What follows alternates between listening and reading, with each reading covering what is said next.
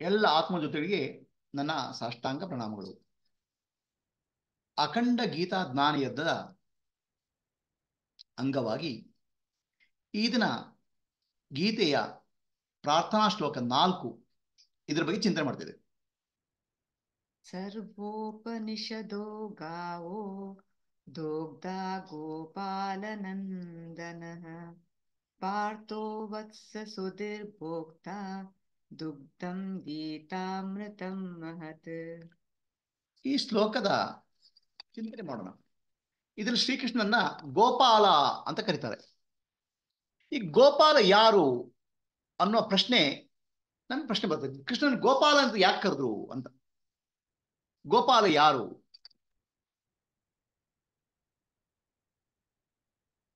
ಈ ಶ್ಲೋಕದ ಅರ್ಥ, ಎಲ್ಲ ಉಪನಿಷತ್ತುಗಳು ಹಸುವಿನ ಹಾಗೆ. ಕೃಷ್ಣ ಅನ್ನೋನು ಹಸು ಕಾಯುವವನು, ದನ ಕಾಯುವವನು ಗೋಪಾಲ. ಆ ಹಸು ಉಪನಿಷತ್ತುಗಳೆಂಬ ಹಸುವಿನ ಹಾಲನ್ನು ಕರೀತಾ ಇದ್ದಾನೆ. ಇದನ್ನು ಅರ್ಜುನ ಅನ್ನುವ ಕರು ಕುಡಿತಾ ಇದೆ. ಮತ್ತೆ ಆ ಹಾಲನ್ನ ಉಳಿದ ಎಲ್ಲಾ ಭಕ್ತರು ಕುಡಿತಾ ಇದ್ದಾರೆ. ಆ ಹಾಲೇ ಅಮೃತ ಸ್ವರೂಪ ಅನ್ನೋದು ಚಿಂತನೆ. ಇಲ್ಲಿ ಗೋಪಾಲ ಗೋಪಾಲ ಅಂದ್ರೆ ಯಾರು ಅನ್ನೋ ಪ್ರಶ್ನೆ ಬರ್ತದೆ.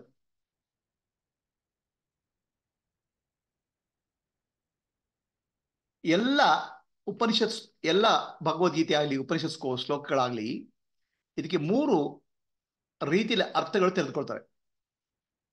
ಆದಿ ಭೌತಿಕ, ಆದಿ ದೈವಿಕ, ಆಧ್ಯಾತ್ಮಿಕ. ಫಿಸಿಕಲ್, ಮೆಟಾಫಿಸಿಕಲ್ ಮತ್ತು ಸ್ಪಿರಿಚುವಲ್.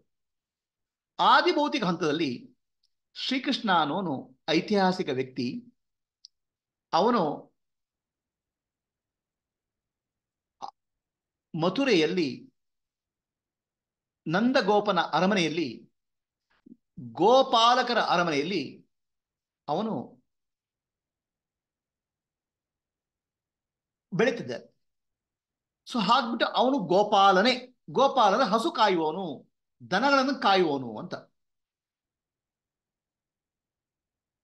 ಆದಿ ಭೌತಿಕ ದೃಷ್ಟಿಯಲ್ಲಿ ದನ ಕಾಯುವವನು ಅಂತ. ಆದರೆ ಆ ಗೋಪಾಲ ಶಬ್ದಕ್ಕೆ ಆದಿ ದೈವಿಕ ಅರ್ಥ ಇದೆ. ಆದಿ ದೈವಿಕ ಅರ್ಥ ಏನಂದ್ರೆ, ಗೋ ಅಂದ್ರೆ ವೇದಗಳು. ಅದಕ್ಕೆ ಗೋವಿಂದ ಅನ್ನೋ ಶಬ್ದ ಬರ್ತದೆ. ಗೋವಿಂದ ಅಂದ್ರೆ ವೇದಗಳ ಮೂಲಕ ಯಾರನ್ನು ತಿಳ್ಕೊಳ್ಳೋಗುತ್ತೋ ಅವನೇ ಗೋವಿಂದ ಅಂತ. ಗೋಪಾಲ ಅಂದ್ರೆ ವೇದಗಳನ್ನು ರಕ್ಷಣೆ ಮಾಡುವವನು, ವೇದಗಳ ಪಾಲನೆ ಮಾಡುವವನು, ಅವನು ಗೋಪಾಲ. ಆದಿ ಭೌತಿಕ ಹಂತದಲ್ಲಿ ದನವನ್ನು ಕಾಯುವವನು, ಆದಿ ದೈವಿಕ ಹಂತದಲ್ಲಿ ವೇದಗಳ ರಕ್ಷಣೆ ಮಾಡುವನು. ಯಾರು? ಅದು ಭಗವಾನ್ ನಾರಾಯಣ, ಶ್ರೀಮನ್ ನಾರಾಯಣ, ವಿಷ್ಣು. ಹಾಗಾಗ್ಬಿಟ್ಟು ಗೋಪಾಲ ಅನ್ನೋ ಶಬ್ದಕ್ಕೆ 2 ರೀತಿಯ ಅರ್ಥಗಳನ್ನು ತಿಳ್ಕೋಬೇಕು.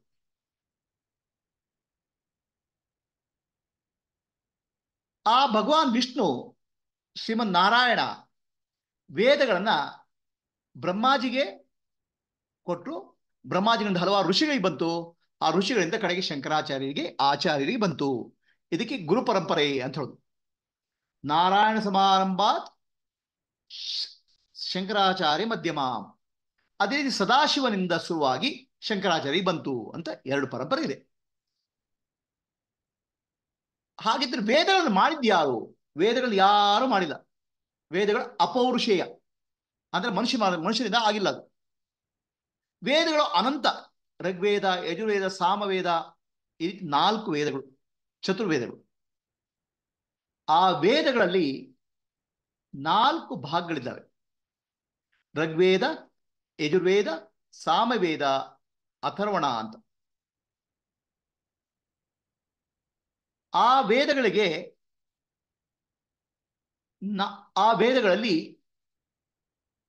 ಬ್ರಾಹ್ಮಣ, ಅರಣ್ಯಕ, ಸಂಹಿತ ಮತ್ತು ಉಪನಿಷತ್ ಅನ್ನೋದು 4 ಭಾಗಗಳು.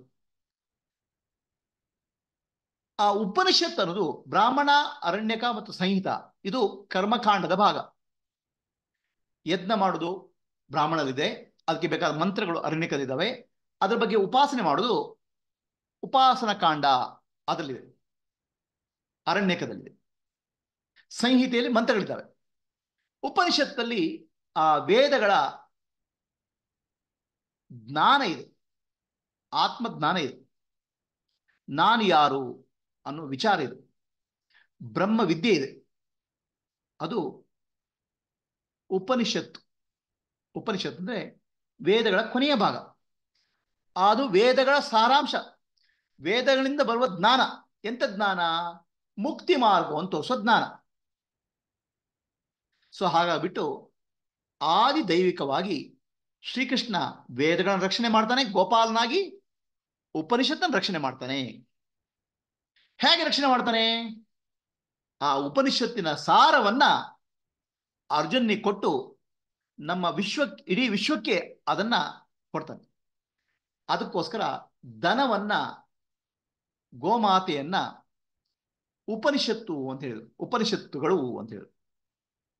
ಅದರ ಬರುವ ಹಾಲು ಅಮೃತ ಇದ್ದ ಹಾಗೆ. ಎಂತ ಅಮೃತ? ಜೀವಾತ್ಮ ಪರಮಾತ್ಮ ಏಕತ್ವ ಹೇಳುದು. ಆಧ್ಯಾತ್ಮಿಕ ಅರ್ಥ ಈಗ ಬರ್ತದೆ. ಆದಿ ಭೌತಿಕ, ಆದಿ ದೈವಿಕ, ಆಧ್ಯಾತ್ಮಿಕ. ಆ ಹಾಲು ಜೀವಾತ್ಮ ಪರಮಾತ್ಮ ಏಕತ್ವವನ್ನು ಹೇಳ್ತದೆ ಆಧ್ಯಾತ್ಮಿಕವಾಗಿ. ನಾನು ಮತ್ತು ಭಗವಂತ, ಜೀವ ಶಿವ, ಇದನ್ನ ಹೇಳ್ತದೆ. ಅದೇ ಅಮೃತ. ಏನ ಅಮೃತ? ಹುಟ್ಟು ಸಾವಿಲ್ಲದ, ಬಂದ ಮೋಕ್ಷಗಳಿಲ್ಲದ ಸಚಿದಾನಂದ ರೂಪಿ ಶಿವನಾನು ಅನ್ನುವ ಆತ್ಮಜ್ಞಾನ. ಅದಕ್ಕೋಸ್ಕರ ಅಮೃತ. ಶ್ರೀಕೃಷ್ಣ ಪರಮಾತ್ಮ ಅವತಾರ ರೂಪಿಯಾಗಿ ಬಂದು ಆ ಹಾಲನ್ನು ಕರಿತಾ ಇದ್ದಾನೆ. ದನದ ಹಾಲನ್ನು ಕರೆದಾಗ ಸಾಮಾನ್ಯವಾಗಿ ಕರು ಮೊದಲು ಕುಡಿತದೆ, ಆಮೇಲೆ ಉಳಿದವರು ಕುಡಿತಾರೆ. ಈ ಉಪನಿಷತ್ತಿನ ಸಾರಾಂಶವಾದ ಭಗವದ್ಗೀತೆ ಅದನ್ನ ಅರ್ಜುನ ಮೊದಲು ಕುಡಿತಾನೆ. ಅರ್ಜುನಿಗೆ ಮೊದಲು ಹೇಳ್ತಾನೆ ಕೃಷ್ಣ. ಆಮೇಲೆ ಆ ಅಮೃತ ನಮ್ಮೆಲ್ಲರಿಗೂ ಹರಿದು ಬಂದಿದೆ. 5,000 ವರ್ಷಗಳಾಗಿ ಹಲವಾರು ಇಡೀ ವಿಶ್ವದಲ್ಲಿ ಹರಿತಾ ಇದೆ ಅದು ಅಮೃತ. ಅದನ್ನು ನಾವು ಕುಡಿತಾ ಇದ್ದೇವೆ. ಗೀತೆಯ ಸಾರ, ಉಪನಿಷತ್ತಿನ ಸಾರವೇ ಭಗವದ್ಗೀತೆ. ಆ ಉಪನಿಷತ್ ಸಾರ ಅಮೃತ ರೂಪಿಯಾಗಿ ನಾವು ಕುಡಿತಾ ಇದ್ದೇವೆ. ಈ ರೀತಿ ಆದಿ ಭೌತಿಕ, ಆದಿ ದೈವಿಕ, ಆಧ್ಯಾತ್ಮಿಕ 3 ರೀತಿಯಲ್ಲಿ ಈ ಶ್ಲೋಕವನ್ನ ಚಿಂತನೆ ಮಾಡಬಹುದು. ಅದನ್ನ ಬಹಳ ಸುಂದರವಾಗಿ ಕೃಷ್ಣ ಹಾಲು ಕರಿತಾ ಇದ್ದಾನೆ. ಎಂತ ಹಾಲು? ಆ ಗೋಮಾತೆ ಹಾಲು. ಆದ್ರೆ ಇದು ಸಾಮಾನ್ಯ ಗೋವಲ್ಲ, ಉಪನಿಷತ್ತು. ಅದರ ಹಾಲು ಆತ್ಮಜ್ಞಾನ, ಅದೇ ಭಗವದ್ಗೀತೆ. ಅದನ್ನ ಅರ್ಜುನ ಕುಡಿತಾನೆ, ಆಮೇಲೆ ನಾವೆಲ್ಲ ಕುಡಿತೇವೆ. ಇದು ಈ ಶ್ಲೋಕದ ಚಿಂತನೆ. ನಮ್ಮ ಲೈಟ್ ಆಸ್ಟರ್ ಫೌಂಡೇಶನ್ ವೆಬ್ಸೈಟ್ ಅನ್ನು ತಾವೆಲ್ಲ ನೋಡಬಹುದು. ಯೂಟ್ಯೂಬ್ ಚಾನಲ್ಗೆ ತಾವು ಸಬ್ಸ್ಕ್ರೈಬ್ ಮಾಡಬಹುದು, ತಮ್ಮ ಮಿತ್ರರಿಗೂ ಶೇರ್ ಮಾಡಬಹುದು. ನಮಸ್ತೆ.